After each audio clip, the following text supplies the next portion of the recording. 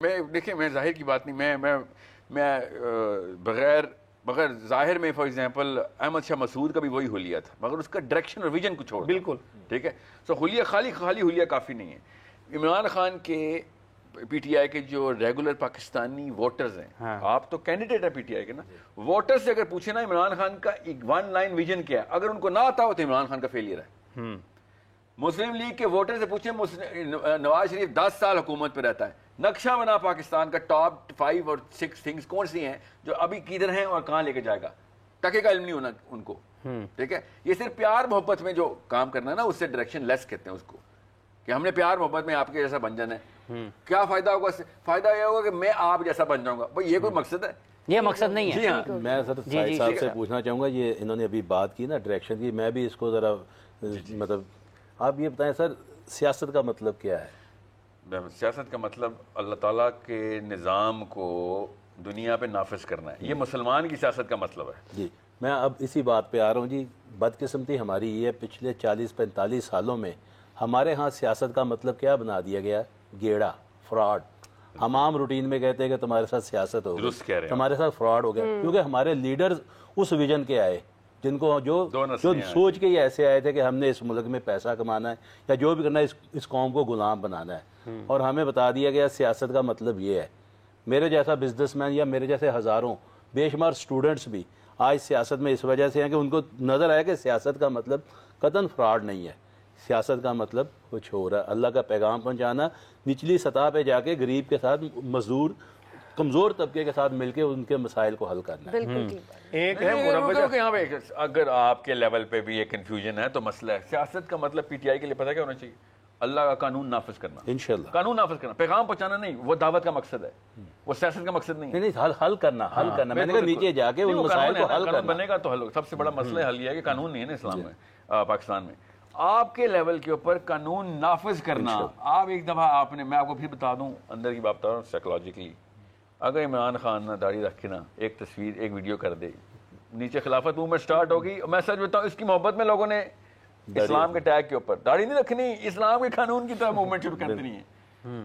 یہاں تک مفتی صاحب کی بات بھی ٹھیک ہے کہ ایک دفعہ ہمارے لیڈر اس طرف منہ تو کریں، وہ منہ ہی نہیں کر رہے. نواز شریف پلاسٹک کے بال لگا کے باہر آیا اور عمران خان شیو کریں. عمران خان نے شلوار قمیض شروع کی اور میرا خیال اب داڑھی والا بحث حلیے پہ کرنا نہیں چاہیے. میں حلیے پہ بحث کرنا نہیں چاہ رہا ہوں. میں آپ کو خالی بتا رہا ٹیکنیک کہ اگر پی ٹی آئی کے لوگ اللہ کے قانون کا لفظ، اللہ کا قانون، یہ 3 لفظ بولنا شروع کر دینا، آپ کو میں بتا نہیں سکتا ہوں. آپ کے کروڑوں اس وقت فالوورز ہیں. یہ لوگ جھوٹ بول جتنا مرضی بول لیں، جو مرضی سسٹم مان لیں، سب کو پتہ ہے کہ پاکستان عمران خان کا فالوور ہے اس وقت. ٹھیک ہے. اگر یہ 3 اللہ کا قانون، یہ 3 لفظ عمران خان کے منہ سے آپ بلوا دیں تو میں آپ کو بتا رہا ہوں آپ کی سرخروئی بھی اس میں ہو جائے گی، کیونکہ آپ نے اپنے لیڈر کو انفلوئنس کیا. آپ کی سنتا ہوگا وہ، مگر وہ بولتا نہیں ہے. سمجھ رہے؟ وہی کہتا ہے امریکہ نے یہ کر دیا، امریکہ نے وہ کر دیا. وہ ایک بولتا صحیح کہ ڈائریکشن کیا ہے، ہمیں اس کی ڈائریکشن ہی نہیں پتا.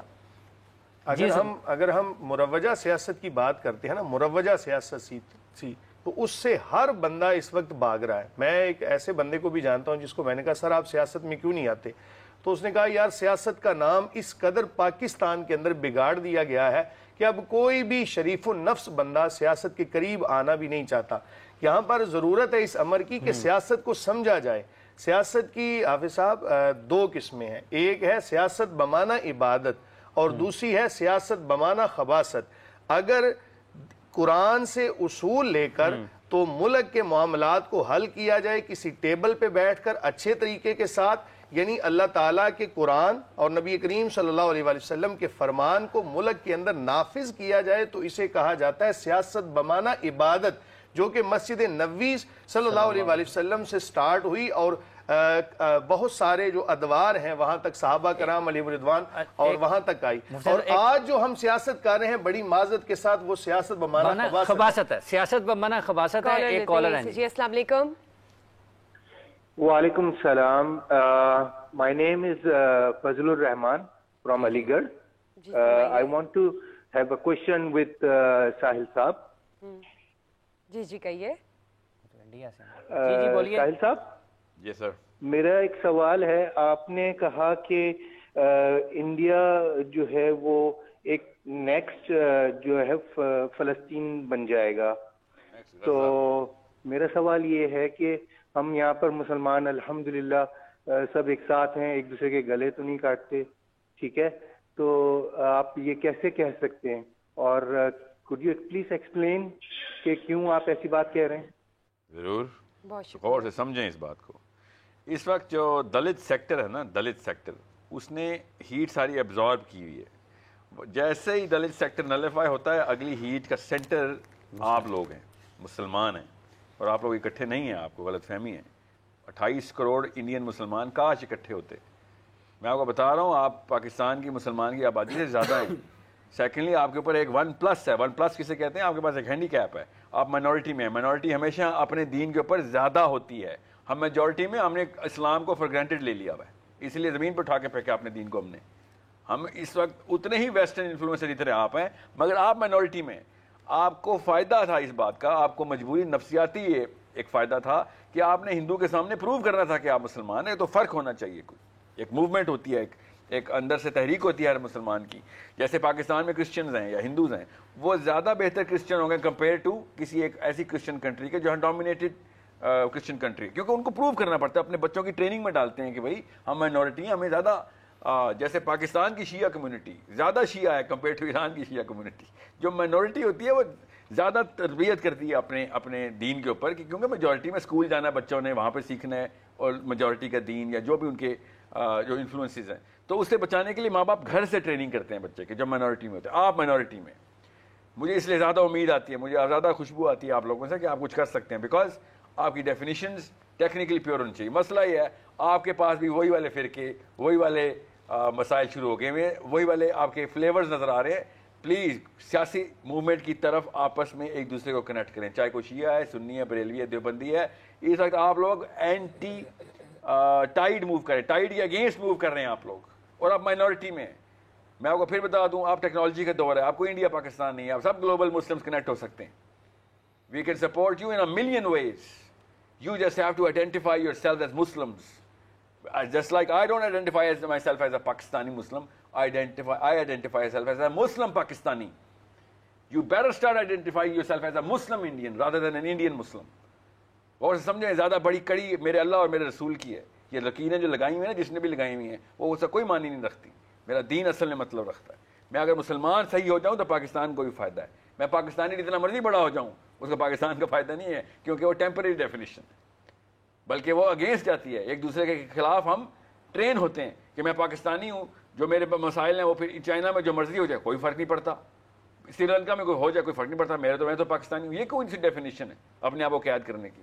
اسلام وہ واحد ڈیفینیشن تھی جو آپس میں کنیکٹ کرتی تھی. بہرحال لیکچر کا ٹائم نہیں ہے, آپ کو میں بتا دوں, as soon as they get rid of that socio-cultural issue of the Dalit versus the elite, you are next, and we all know that, politically, socially, and most of all, religiously. RSS is not a joke. یاد رکھیے گا, KKK کے اندر وہ plutonium نہیں تھا جتنا RSS نے plutonium لکھا ہوا ہے, اور لکھا ہوا ہے KKK نے لکھا نہیں ہوا تھا, پریکٹس کرتے تھے. So make sure you understand how the enemy, where the enemy, and what the enemy will strike with. I'm telling you, wake up right now.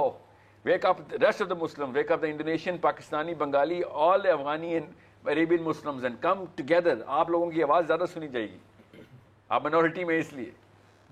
Sohail صاحب, یہ چین و عرب ہمارا, ہندوستان ہمارا, مسلم ہے ہم, سارا جہاں ہمارا. جی جی, مسلم بالکل. ہم اللہ تعالیٰ کے زمین کے اوپر اللہ کے بندے. اللہ تعالیٰ نے جو قانون دیا ہے وہ صرف پاکستان میں اپلائی کرنے کے لیے نہیں دیا, وہ پوری دنیا میں اپلائی کرنے کے لیے دیا. اقبال صاحب نے پھر سارا جہاں ہمارا کہا ہے. جی جی بالکل, علی گڑھ میں بیٹھ کے کہا تھا. بالکل, دو چیزیں اکٹھی ہو گئی ہیں علی گڑھ کی. جی مفتی صاحب دیکھیں, جہاں تک تعلق ہے نا کہ کسی بھی معاملے کو چینج کرنے کے لیے, چینج لانے کے لیے بہت زیادہ محنت کی ضرورت ہوتی ہے اور بہت زیادہ سٹرگل کی ضرورت ہوتی ہے. بالکل نوجوان نسل کو بیدار کرنے کی اشد ضرورت ہے. میں یہ سمجھتا ہوں کہ جب اب تو وقت گزر گیا نا وہ الیکشن والا, میں اسی بات پہ آؤں گا. لیکن اقبال صاحب کہتے ہیں علامہ اقبال توحید کی امانت ہے سینوں میں ہمارے. دیکھیں, جب ایک بندہ توحید کی اس امانت کو لے کے نکلتا ہے نا, تو اس کے پاس ایک مشن ہوتا ہے, ایک ویژن ہوتا ہے کہ میں نے دنیا کے اوپر حکومت کرنی ہے, اور میرا مشن مجھے یہ بات اسلام مجھے یہ طاقت عطا کرتا ہے، اسلام مجھے یہ طاقت دیتا ہے کہ میں دنیا کے اوپر حکومت کرنے کے لیے اس بات کے بارے میں بالکل میں ان سے اتفاق کرتا ہوں. لیکن مسئلہ یہ ہے کہ ہمیں اب چلنا کہاں سے ہے، ہم نے اب سٹارٹ کہاں سے لینا ہے. سٹارٹ اس جگہ سے لینا ہے، میری بات ذرا کمپلیٹ ہو لینا کریں. سٹارٹ ہم نے کہاں سے لینا ہے کہ ہم نے ایز اے مسلمان اس سسٹم کے اندر رہتے ہوئے، دیکھیں کسی بھی سسٹم کو تبدیل کرنے کے لیے یا تو 2/3 یا اس سے زیادہ اکثریت چاہیے ہوتی ہے، انقلاب آ جائے. اگر ایسا ممکن نہیں تو اس کے لیے ہمیں اب ضرورت ہے کہ ہم اپنے ایسے لیڈران کا انتخاب کریں کہ جو واقعی ہم لیڈر بنائیں کیوں نہ مفتی صاحب، جو ہمارے نوجوان نسل ہے، جو بچے ہیں، ہم انہیں لیڈر بنائیں کیوں نہ. وہی بات ہے، یا تو جب وہ لیڈر بنیں گے تو انقلاب آئے گا، اور اگر اتنی دیر تک ہم کچھ نہیں کر سکتے تو بحیثیت مسلمان اب ہمارا فریضہ بنتا ہے کہ ہم ایسے لیڈران کو تیار کر کے بھیجیں کہ جو اسلام کے ساتھ ساتھ غیرت کا مظاہرہ اسلام کے ساتھ ساتھ غیرت کا مظاہرہ کریں. افطار کی دعا قبول فرمائے اور سما کے اس پلیٹ فارم کو ہمیشہ لوگوں کے لیے نافع بنائے. قاری صاحب دعا کر دیں. الحمدللہ رب العالمین والصلاة والسلام على سید الانبیاء والمرسلین. اللهم إنا نسألك رضاك والجنة ونعوذ بك من سخطك والنار. اللهم إنا نسألك الهدى والتقى والعفاف والغنى. اللهم انصر الإسلام والمسلمين وأذل الشرك والمشركين. اللهم دمر ديارهم وزلزل أقدامهم وخرب بنيانهم وأوطانهم ومعيشتهم. اللهم أهلكهم كما أهلكت عادا وثمود. اللهم إنا نجعلك في نحورهم ونعوذ بك من شرورهم. اللہ رمضان کی برکت سے ہم سب کے گناہوں کو معاف فرما. آمین. اللہ رمضان کی برکت سے اللہ ہمارے سارے گناہوں کو نیکیوں میں تبدیل فرما. آمین. اللہ روزے کی برکت سے ہمارے دنیا کی بھی اور آخرت میں بھی ہمیں ہر طرح کی کامیابیوں سے سرفراز فرما. مولا کریم جن لوگوں نے دعاؤں کی درخواست کی ان کی تمام نیک دیری مرادیں پوری فرما. جو بھلائیاں سرکار دو عالم صلی اللہ علیہ وسلم نے مانگی ہمیں وہ تمام بھلائیاں عطا فرما. جن شرور و فتن سے سرکار دو عالم صلی اللہ علیہ وسلم نے پناہ مانگی ہمیں ان سے پناہ عطا فرما. ہماری ہر دعا کو اپنی رحمت سے قبول و منظور فرما. صلی اللہ تعالی علی حبیبہ محمد وعلی آلہ واصحابہ واہل بیتہ اجمعین برحمتک یا ارحم الراحمین. اور دعا ہے، ہم افطار کی طرف بڑھ رہے ہیں، یہ قبولیت کا وقت ہے. دعا ہے کہ باری تعالیٰ ہمیں طاقت عطا فرمائے، ہمارے ذہنوں کے جو جالے ہیں ان کو ختم کرے، ہماری سوچ کو وسعت عطا فرمائے، ہماری زبان میں اتنی طاقت عطا فرمائے، ہمارے ہاتھوں میں اور ہمارے دماغوں میں اتنی طاقت عطا فرمائے کہ ہم اس حقیقی پیغام کو اسلام کے سمجھ سکیں اور اس کے لیے اپنی آنے والی نسلوں کو تیار کر سکیں. غیرت مند، بہادر، جرأت اور لڑنے والے اور مقابلہ کرنے والے لوگ ہمارے پاس ہوں، تاکہ ہم اگر نبی کریم صلی اللہ علیہ وآلہ وسلم کی اس حدیث پر عمل کر سکیں کہ مسلمان ایک جسم کی مانند ہے، اگر اس کے جسم کا ایک حصہ کہیں پر تکلیف میں ہے تو پورے جسم کو تکلیف ہوتی ہے. اسی حدیث مبارکہ کے ساتھ آج کی افطار ٹرانسمیشن سے آپ سے اجازت چاہتے ہیں. کل آپ سے ساری میں دوبارہ ملاقات ہوگی. اپنا بہت سا خیال رکھیں. رمضان کا سما کی پوری پروڈکشن ٹیم کو اجازت دیجیے. اپنے دعاؤں میں یاد رکھے گا. کل ملیں گے انشاءاللہ افطاری میں. رمضان کا سما کو دیجیے اجازت. اللہ نے کے مان.